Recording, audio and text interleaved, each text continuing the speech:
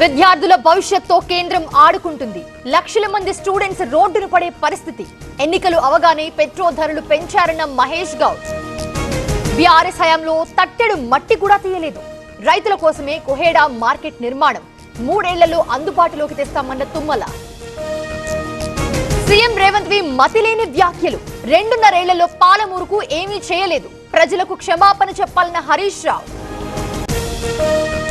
కాంగ్రెస్ సర్కార్కు చిత్తశుద్ధి లేదు. పాదయాత్ర అనౌన్స్ చేయగానే ప్రభుత్వం కదిలింది. 2.5 ఏళ్లుగా చేసిందేమీ లేదన్న లక్ష్మారెడ్డి. కేసీఆర్ పాలనలోనే 90% పాలమూరు ప్రాజెక్ట్ పూర్తి. రేవంత్ 2.5 ఏళ్లలో తట్టెడు మట్టైనా తీసారా? 27,000 కోట్ల పనులు చేశామన్న శ్రీనివాస్ గౌడ్. సీఎం ఏది మాట్లాడినా రాజకీయ ఎత్తుగడలా ఉంది. రాజకీయ లబ్ధి కోసమే కేంద్రంపై రేవంత్ విమర్శలు.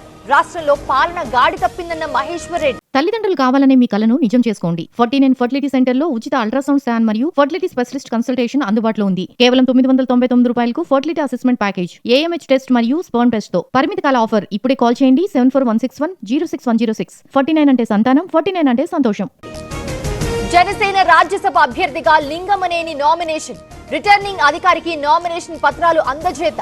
మోదీ, పవన్, బాబుకు ధన్యవాదాలు తెలిపిన రమేష్. ఎన్నికల్లో ఇచ్చిన హామీలన్నీ నెరవేరుస్తున్నాం. అభివృద్ధి, సంక్షేమం 2 కళ్లుగా సాగుతున్నాం. వైసీపీకి ప్రజలే గుణపాఠం చెప్తారన్న నారాయణ. ఉమ్మడి ఏపీని రాయలసీమ వారే ఎక్కువ పాలించారు. పరిశ్రమల కోసం చంద్రబాబు పాటుపడ్డారు. రాయలసీమలో నీటి నిల్వలు ఉన్నాయన్న సత్యకుమార్. రేవంత్ సోయి లేకుండా మాట్లాడుతున్నారు.